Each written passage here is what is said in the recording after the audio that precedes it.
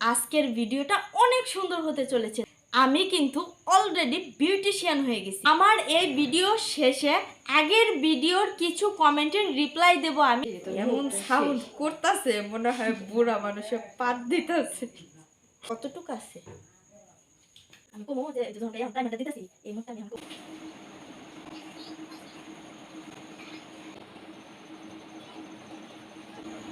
আমি প্রথমেই সম্পাপুর কমেন্টের রিপ্লাই দিতে চাই। লামিয়া আপু কমেন্ট করছে, এত দূরে বোন বিয়ে দিতে হবে না আপু।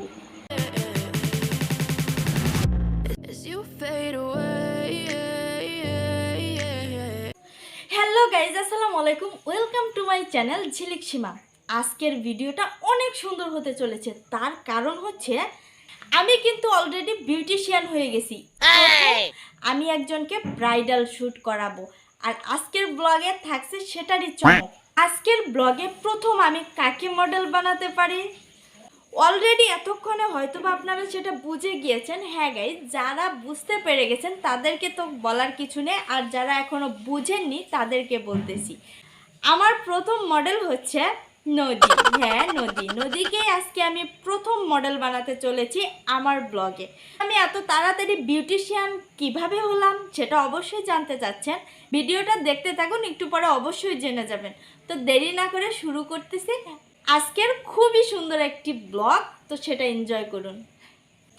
ও আরেকটি কথা তো বলা হয়নি, সেটা হচ্ছে আমার এই ভিডিও শেষে আগের ভিডিওর কিছু কমেন্টের রিপ্লাই দেব আমি। শেষটা কেউ মিস করবেন না, হয়তো বা আপনার কমেন্টেরও রিপ্লাই দিয়ে দিতে পারি আমি। সো শুরু করছি এখন।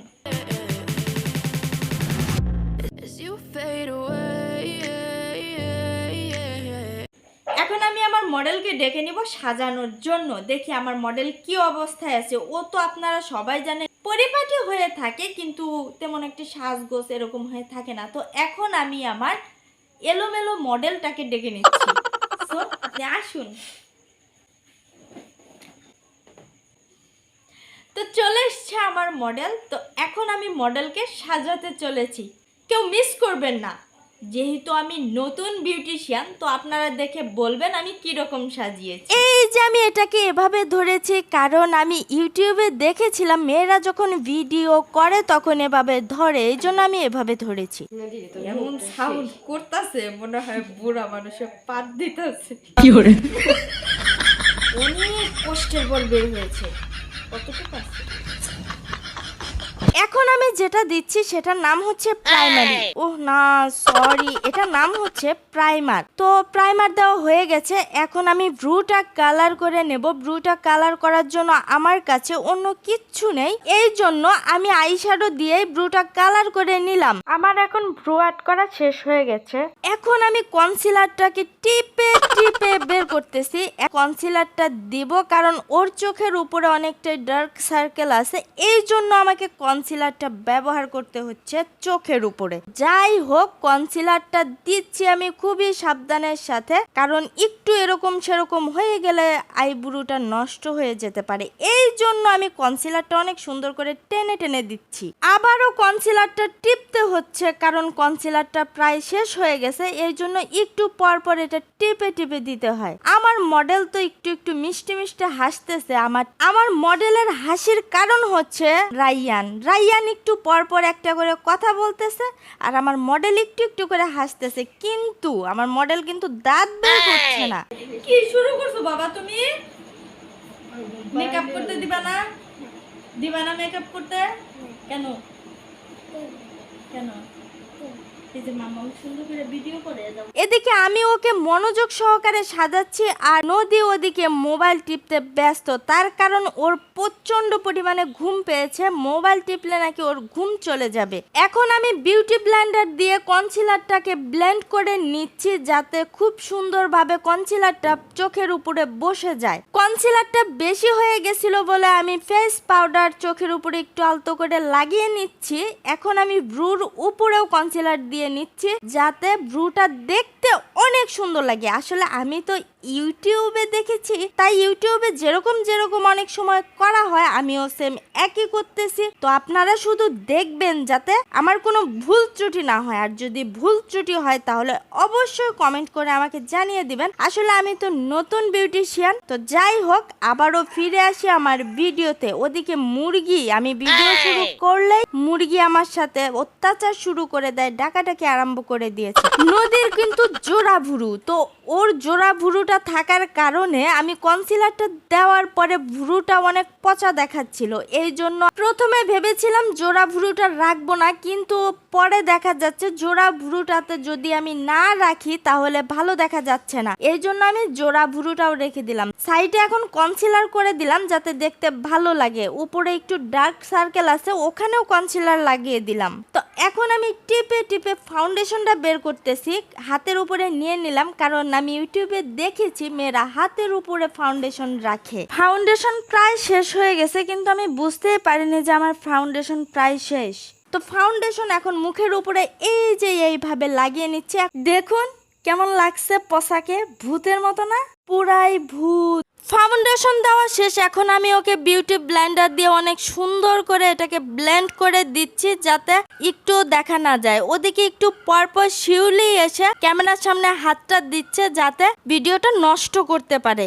আমি যখনই ভিডিও করতে আসি আর ও যদি আমার আশেপাশে থাকে তাহলে ও কোনো না কোনো ঝামেলা করবেই। তো এখন আমার ফাউন্ডেশন ব্লেন্ড করা শেষ। এখন আমি দিচ্ছি ফেস পাউডার।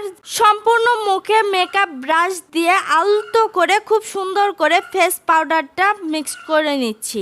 আইশ্যাডো প্লেটটা এভাবে দেখানোর কারণ হচ্ছে আমি দেখেছি ইউটিউবের মেয়েরা এভাবে দেখায়, তো আমি তো আবার ইউটিউব বিউটিশিয়ান, এই জন্য আমি এভাবে দেখাচ্ছি। মেকআপ করতে করতে আমার অলরেডি পানি পিপাসা লেগে গেছে, তাই আমি পানি খেয়ে নিচ্ছি। এটাকে কেউ 7 আপ বলে ভুল করবেন না।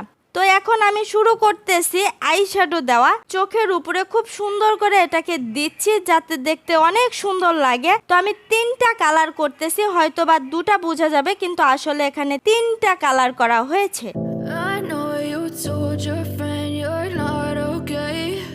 চোখের উপরে আমার আইশ্যাডো করা শেষ। এখন আমি সেম কালার নিচেও দিয়ে নিচ্ছি যাতে দেখতে অনেকটাই ভালো লাগে। মুরগির অত্যাচারে আমার ইচ্ছে করতেছে না আমি ভয়েসটা দেই। এখনো আমার আইশ্যাডো করা শেষ হয়নি। এই যেটা দেখতে পারতেছেন এটাকে কি বলে আমি জানি না। তো এটা এখন আমি চোখের উপরে দিয়ে নিচ্ছি, কারণ এটা হালকা চিকচিক করে, এই জন্য আমি দিয়ে নিচ্ছি যাতে দেখতে ভালো লাগে। এখন আমার আইশ্যাডো করা কমপ্লিট হয়ে গেছে। এখন আমি আইলাইনারটা দেব।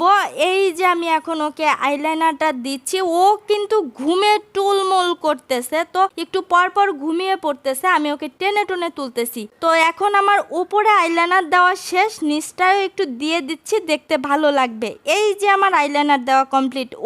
ওদিকে কিন্তু ঘুমিয়ে পড়েছে অলরেডি। আইশ্যাডো করার সময় আইশ্যাডোটা একটু একটু পড়েছিল বলে সেটা এখন মেকআপ ব্রাশ দিয়ে ঝেড়ে ফেলে দিছি, আর হালকা একটু করে ফেস পাউডারটা আবারও দিয়ে দিচ্ছি যাতে দেখতে আরেকটু ফর্সা লাগে। তো যাই হোক, এখন আমি নাকটা সুন্দর করার জন্য নাকের দুপাশে গাঢ় কনসিলার দিয়েছি। বগের মতো ঠোঁট চোকা করতে বলছি, তার কারণ হচ্ছে ওর গালটা এখন আমি কেটে দিলাম। তো যাই হোক, এখন বিউটি ব্লেন্ডার দিয়ে মিক্সড করতেছি যাতে বোঝা না যায়। তো দেখতে ভালোই লাগতেছে। নাকটা দেখুন কিরকম বোচা থেকে চোকা হয়ে গেছে। এখন আমি এই যে গালের উপরেও বিউটি ব্লেন্ডার দিয়ে এটাকে মিক্সড করে দিচ্ছি।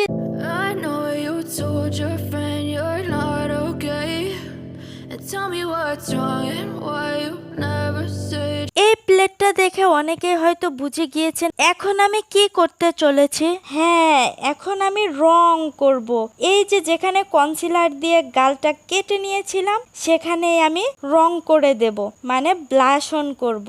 ব্লাশ অন না করলে কি আর মেকআপের মজা বোঝা যায়? এই জন্য আমি একটু গাঢ় করেই করতেছি। তার কারণ হচ্ছে আমার কাছে মনে হয় যত গাঢ় হবে তত ভালো লাগবে। আসলে আমি তো পরিমাপ টরিমাপ বুঝি না, বুঝতেই পারতেছেন ইউটিউব দেখে বিউটিশিয়ান হয়েছি, তো পরিমাপটা তো বুঝতে পারতেছি না।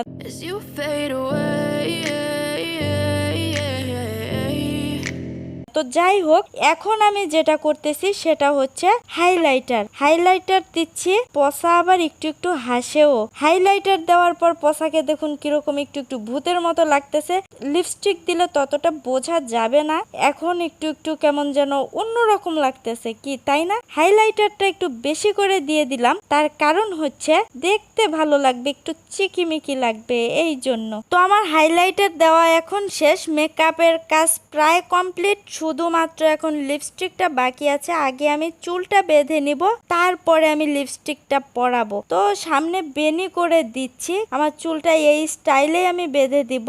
তো আমি তো তেমন একটা ভালো পারি না, যেটুকু পারি সেটুকুই চেষ্টা করতেছি। তো আমি 2 পাশটাই এখন বেনি করে দিয়ে তারপর পিছনে খোপা করে দিব। তোর চুলটা বড় বড়, এই জন্য আমার বেনি করতে একটু কষ্ট হচ্ছে। অন্যভাবে চুলটা বাঁধলাম না, তার কারণ হচ্ছে ওর চুলে অনেক পরিমাণে তেল দেওয়া, এই জন্য অন্য স্টাইলে বাঁধতে পারলাম না, এভাবেই বেঁধে দিলাম। আর অন্য স্টাইলে বাঁধতে গেলে মাঝখানে সিঁথিটা বের হয়ে যাবে আর তেমন একটা ভালোও লাগবে না, এই জন্য আমি চুলটা অন্য স্টাইলে বেঁধে দিলাম না।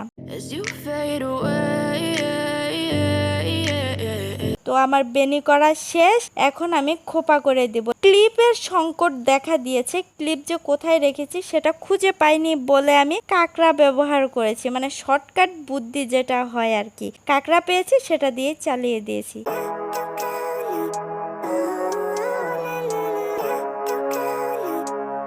এই যে আমি অর্ধেক বউ সাজিয়ে ফেলেছি। অন্য জুয়েলারি পরতে বললাম তো পরলো না, কারণ এই জুয়েলারিটা নাকি ওর কাছে অনেক ভালো লেগেছে। এটা গায়ে হলুদের জুয়েলারি, আমার বোনের বিয়ের সময় এই জুয়েলারিটা কিনেছিলাম গায়ে হলুদের জন্য।